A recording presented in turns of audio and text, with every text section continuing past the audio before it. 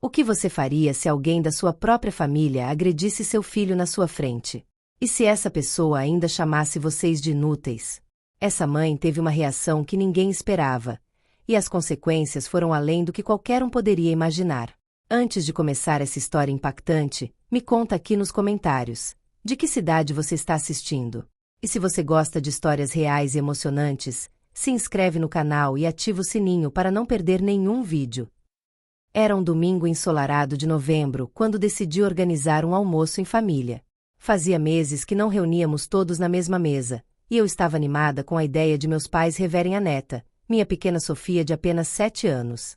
Passei a manhã inteira preparando o prato favorito de todos, lasanha bolonhesa, acompanhada de uma salada caprese e pão de alho caseiro.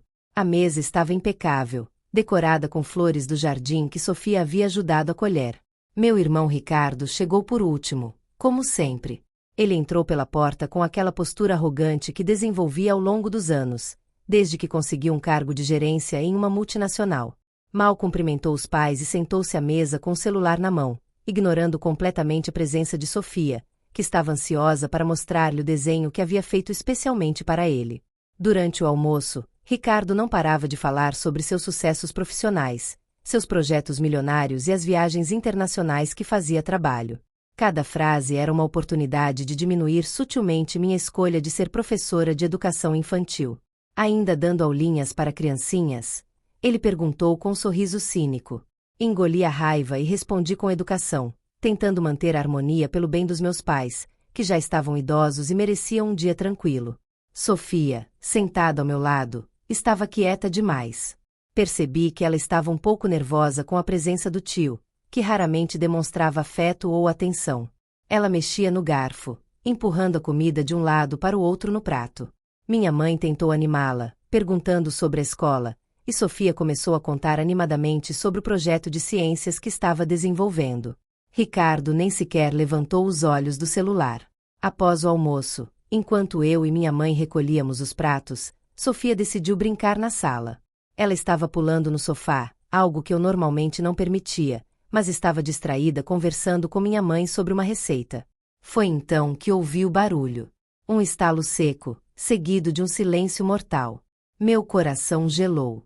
Larguei os pratos na pia e corri para a sala, sabendo que algo terrível havia acontecido. Quando cheguei à sala, a cena diante de mim parecia irreal. Sofia estava parada, com a mão no rosto, os olhos arregalados e brilhantes de lágrimas que ainda não haviam caído. Ricardo estava de pé, o rosto vermelho de raiva, apontando o dedo para minha filha. O ambiente parecia ter congelado no tempo. Meu pai, sentado na poltrona, estava boquiaberto, sem conseguir processar o que acabará de testemunhar. Você bateu nela? Consegui perguntar, minha voz saindo trêmula, mas carregada de uma fúria que nunca havia sentido antes. Ricardo virou-se para mim com desdém, como se eu estivesse exagerando. Ela estava pulando no sofá como uma selvagem. Alguém precisa educar essa criança, já que você claramente não consegue fazer isso. Ele respondeu, o tom arrogante e desprovido de qualquer arrependimento. Caminhei até Sofia e a puxei para perto de mim, protegendo-a com meu corpo. Ela finalmente começou a chorar, enterrando o rosto na minha blusa. Senti as lágrimas dela molhando minha roupa e cada gota era como uma punhalada no meu coração. Minha mãe entrou na sala naquele momento, com uma expressão de horror ao perceber o que havia acontecido. Ricardo, o que você fez? Ela sussurrou, a voz quebrada. Fiz o que tinha que ser feito. Vocês são todos muito moles com essa menina. Ela estava destruindo o sofá dos nossos pais, e você, irmãzinha, ele praticamente cuspiu a palavra. Você está criando uma criança mimada e inútil. Ambas são inúteis, na verdade. Você com seu salário miserável de professora, criando essa menina sem disciplina. É patético. As palavras dele ecoaram na sala como tiros. Senti meu corpo inteiro tremer, mas não de medo ou tristeza. Era raiva pura. Uma raiva protetora, maternal, que transformou minha visão em um túnel vermelho. Olhei para meu irmão e vi não mais o garoto com quem cresci, mas um estranho cruel e narcisista. Naquele momento, algo dentro de mim mudou permanentemente. A linha havia sido cruzada, e não havia mais volta. Segurei Sofia com firmeza, limpando suas lágrimas com ternura, e olhei diretamente nos olhos de Ricardo. Minha voz saiu calma, controlada, mas carregada de uma determinação inabalável. Saia da minha vista. Agora. Ricardo riu, aquele riso debochado que eu havia aprendido a odiar ao longo dos anos. Ou o quê? Você vai fazer o quê, exatamente? Ele provocou, cruzando os braços. Vou fazer várias coisas, Ricardo. Primeiro, você nunca mais vai se aproximar da minha filha. Segundo, vou registrar uma ocorrência policial contra você por agressão física a uma menor. Terceiro, vou garantir que toda a família, todos os seus amigos e colegas de trabalho saibam exatamente que tipo de pessoa você é. Respondi, cada palavra saindo clara e firme. Vi o sorriso dele vacilar por um momento. Meu pai finalmente se levantou da poltrona, a expressão séria. Ricardo, acho melhor você ir embora, disse ele, a voz grave e desapontada. Era raro meu pai tomar partido em conflitos familiares, mas naquele momento, ele havia escolhido um lado. Minha mãe estava chorando, dividida entre os dois filhos, mas também se posicionou ao meu lado, colocando a mão no meu ombro em sinal de apoio. Ricardo olhou ao redor, percebendo que havia perdido a plateia. Sua expressão mudou de arrogância para descrença. Vocês estão exagerando. Foi apenas um tapinha para corrigir um comportamento errado. Nosso pai fazia isso com a gente quando éramos crianças. Ele argumentou, tentando justificar o injustificável. Meu pai balançou a cabeça. E eu estava errado. Tempos mudaram, Ricardo, e bater em criança nunca foi certo, muito menos quando não é seu filho. Peguei meu celular e comecei a discar. O que você está fazendo? Ricardo perguntou, pela primeira vez mostrando um lampejo de nervosismo. Estou ligando para a polícia, como eu disse que faria. Você agrediu uma criança de 7 anos. Isso é crime. Foi só então que ele pareceu entender que eu não estava blefando. Ele tentou se aproximar, mas eu dei um passo atrás, mantendo Sofia protegida atrás de mim. Nada no mundo faria eu recuar agora. Ricardo saiu da casa dos nossos pais naquele dia pálido e visivelmente abalado. Fiz o boletim de ocorrência e tirei fotos da marca vermelha no rosto de Sofia, que felizmente não evoluiu para nada mais sério fisicamente, mas deixou marcas profundas emocionalmente. Nos dias seguintes, tive longas conversas com minha filha, explicando que o que o tio havia feito era errado, que ela não tinha culpa de nada, e que ninguém tinha o direito de machucá-la, não importava o motivo. Contratei uma advogada para me orientar sobre as medidas cabíveis. Ela me explicou que eu poderia solicitar uma medida protetiva para impedir Ricardo de se aproximar de Sofia, e foi exatamente isso que fiz. Também enviei uma carta formal para a empresa onde ele trabalhava, não para prejudicá-lo profissionalmente, mas para documentar o ocorrido, caso ele tentasse usar sua posição para me intimidar ou retaliar de alguma forma. A reação da família estendida foi mista. Alguns tios e primos me apoiaram incondicionalmente, horrorizados com o que Ricardo havia feito. Outros tentaram minimizar a situação, dizendo que eu estava exagerando e que problemas de família deveriam ser resolvidos em família. Cortei relações com qualquer pessoa que tentou defender o indefensável. Aprendi que proteger minha filha significava também protegê-la de pessoas tóxicas, mesmo que essas pessoas compartilhassem nosso sobrenome. Ricardo tentou me contactar algumas vezes nas semanas seguintes. Primeiro com mensagens arrogantes, insistindo que eu estava destruindo a família por causa de uma bobagem. Depois, quando percebeu que eu não recuaria, suas mensagens se tornaram mais manipuladoras, tentando me fazer sentir culpada. Eu bloqueei todos os seus contatos. Não havia espaço para negociação quando se tratava da segurança e dignidade da minha filha. Meus pais ficaram devastados com a situação, mas entenderam minha posição. Minha mãe, em particular, me confessou que havia ignorado muitos comportamentos problemáticos de Ricardo ao longo dos anos, sempre fazendo vista grossa porque ele era seu menino de ouro. Aquele dia havia aberto os olhos dela para quem meu irmão realmente havia se tornado. Um homem narcisista, violento e sem empatia. A dinâmica familiar havia mudado para sempre. Sofia começou a fazer terapia infantil 2 semanas após o incidente. A psicóloga me explicou que traumas assim, se não tratados adequadamente, poderiam afetar a autoestima e os relacionamentos dela no futuro.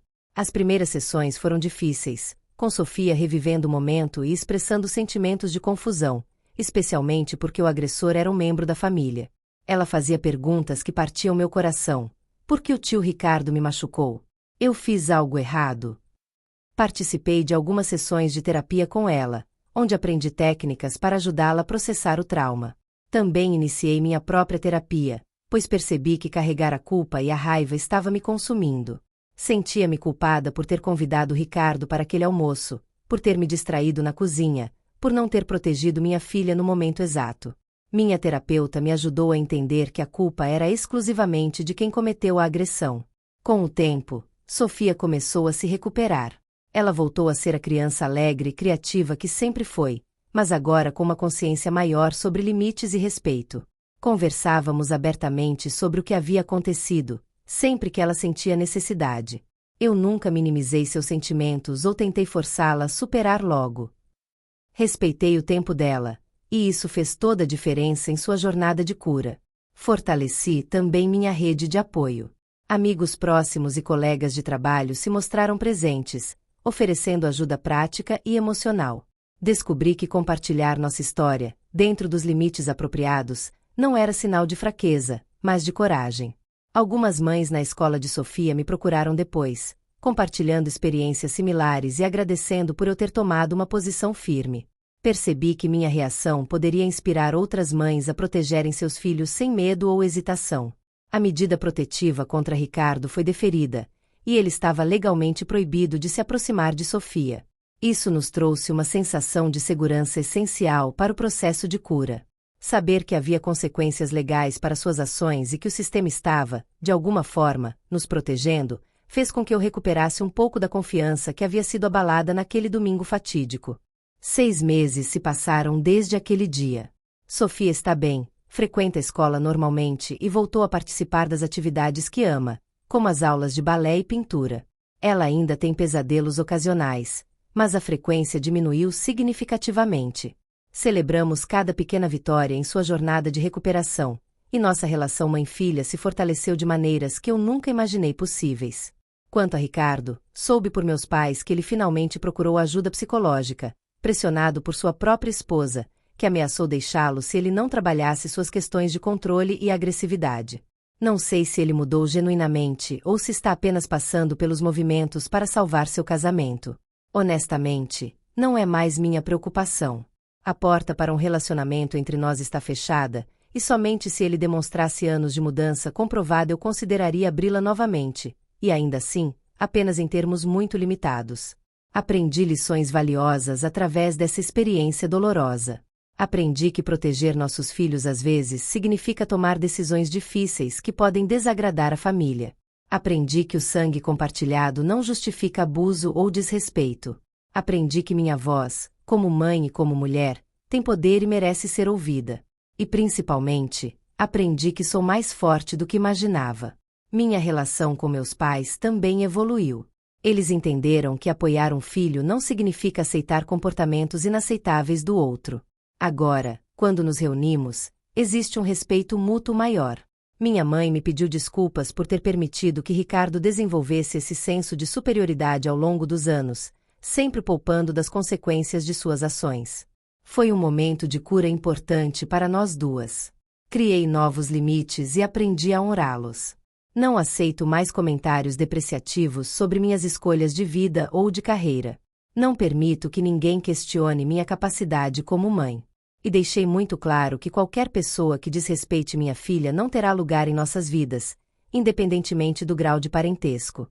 Hoje, olho para Sofia dormindo tranquilamente em sua cama, abraçada ao seu ursinho de pelúcia, e sinto uma gratidão imensa por ter tido a coragem de agir naquele dia. Poderia ter engolido a raiva, aceitado desculpas vazias, mantido a paz familiar sacrificando a segurança emocional e física da minha filha. Mas não fiz isso. Escolhi o caminho mais difícil, e foi a melhor decisão que já tomei. Minha filha crescerá sabendo que é amada, protegida e valorizada. Ela aprenderá que tem direito a ser respeitada e que nunca deve aceitar menos do que isso. E quando olhar para trás, verá uma mãe que lutou por ela sem hesitar, que colocou seu bem-estar acima de tudo e de todos. Essa é a herança que quero deixar para ela: coragem, dignidade e amor incondicional.